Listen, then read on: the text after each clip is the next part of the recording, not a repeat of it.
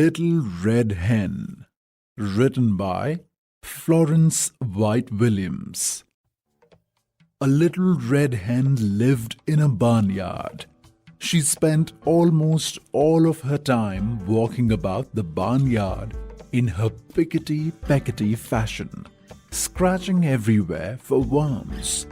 She dearly loved fat, delicious worms and felt they were absolutely necessary to the health of her children. As often as she found a worm, she would call, "Chuck, chuck, chuck," to her chickies. When they were gathered about her, she would distribute choice morsels of her tidbit. A busy little body was she. A cat usually napped lazily in the barn door, not even bothering herself to scare the rat who ran here and there as he pleased. And as for the pig who lived in the sty, he did not care what happened, so long as he could eat and grow fat. One day, the little red hen found a seed. It was a wheat seed, but the little red hen was so accustomed to bugs and worms that she supposed this to be some new and perhaps very delicious kind of meat. She bit it gently and found that it resembled a worm in no way whatsoever as to taste, although, because it was long and slender, a little red hen might easily be fooled by its appearance. Carrying it about, she made many inquiries as to what it might be. She found it was a wheat seed, and that if planted, it would grow up, and when ripe, it could be made into flour and then into bread. When she discovered that, she knew it ought to be planted. She was so busy hunting food for herself and her family that naturally she thought she ought not to take time to plant it. So she thought of the pig upon whom time must hang heavily, and of the cat who had nothing to do, and of the great fat rat with his idle hours, and she called loudly, "Who will plant the seed?" But the pig said, "Not I." And the cat said, "Not I." And the rat said, "Not I." "Well, then," said the little red hen, "I will." And she did. Then she went on with her daily duties through the long summer days, scratching for worms and feeding her chicks, while the pig grew fat, and the cat grew fat, and the rat grew fat, and the wheat grew tall and ready for harvest. So, one day the little red hen chanced to notice how large the wheat was, and that the grain was ripe. So she ran about calling briskly, "Who will cut the wheat?" The pig said, "Not I." The cat said, "Not I." And the rat said, "Not I." "Well, then," said the little red hen, "I will." And she did. She got the sickle from among the farmer's tools in the barn and proceeded to cut off all of the big plant of wheat. On the ground lay the nicely cut wheat, ready to be gathered and threshed. But the newest and yellowest and downiest of Mrs. Hen's chicks set up a peep, peep, peeping in their most vigorous fashion, proclaiming to the world at large, but most particularly to their mother that she was neglecting them. Poor little red hen.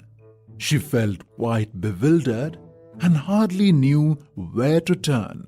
Her attention was solely divided between her duty to her children and her duty to the wheat, for which she felt responsible. So, again, in a hopeful tone, she called out, "Who will thresh the wheat?" But the pig, with a grunt, said, "Not I." And the cat, with a meow, said, "Meow, not I." And the rat, with a squeak, said, "Not I." So the little red hen, looking, it must be admitted, rather discouraged, said, "Well, I will, then." And she did. Of course, she had to feed her babies first, though, and when she had gotten them all to sleep for their afternoon nap, she went out and threshed the wheat. Then she called out, "Who will carry the wheat to the mill to be ground?" Turning their backs with snippy glee. That pig said, "Not I." And that cat said, "Not I." And that rat said, "Not I." So the good little red hen could do nothing but say, "I will then." And she did. Carrying the sack of wheat, she trudged off to the distant mill. There she ordered the wheat ground into beautiful white flour. When the miller brought her the flour, she walked slowly back all the way to her own barnyard in her own pickety-peckety fashion. She even managed, in spite of her load, to catch a nice juicy worm now and then, and had one left for the babies when she reached them. Those cunning little fluff balls were so glad to see their mother. For the first time, they really appreciated her. After this really strenuous day, Mrs. Hen retired to her slumbers earlier than usual.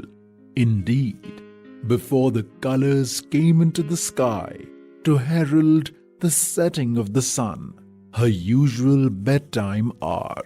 She would have liked to sleep late in the morning, but her chicks, joining in the morning chorus of the hen yard, drove away all hopes of such a luxury.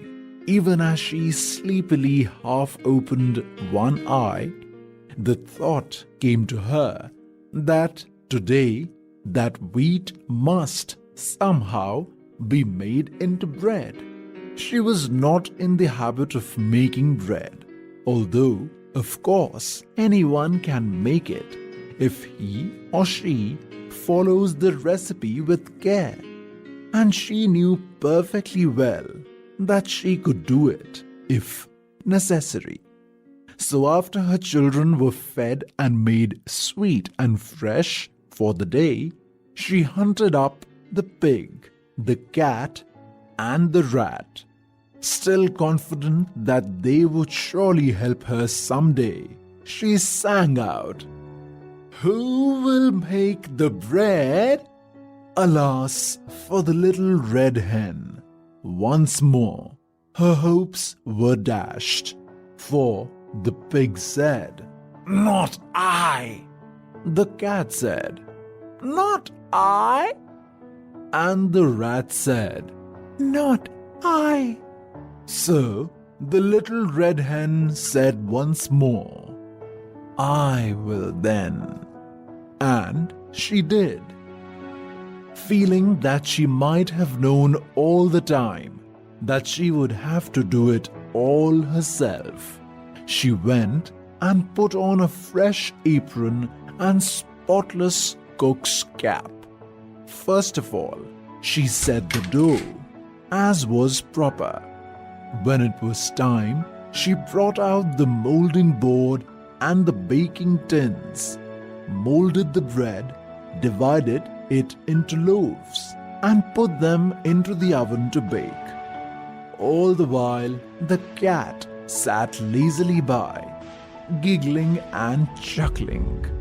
And close at hand, the vain rat powdered his nose and admired himself in a mirror. In the distance could be heard the long-drawn snores of the dozing pig. At last, the great moment arrived.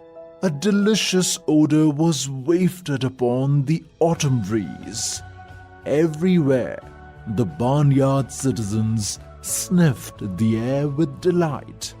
The red hen ambled in her pickety-peckety way toward the source of all this excitement. Although she appeared to be perfectly calm, in reality, she could only with difficulty restrain an impulse to dance and sing. For had she not done all the work on this wonderful bread? Small wonder that she was the most excited person in the barnyard. She did not know whether the bread would be fit to eat. But joy of joys! When the lovely brown loaves came out of the oven, they were done to perfection. Then, probably because she had acquired the habit, the red hen called, "Who will eat the bread?"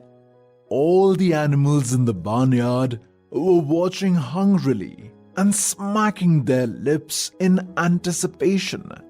And the pig said, "I will." The cat said, "I will." The rat said, "I will." But the little red hen said, "No, you won't. I will." And she did.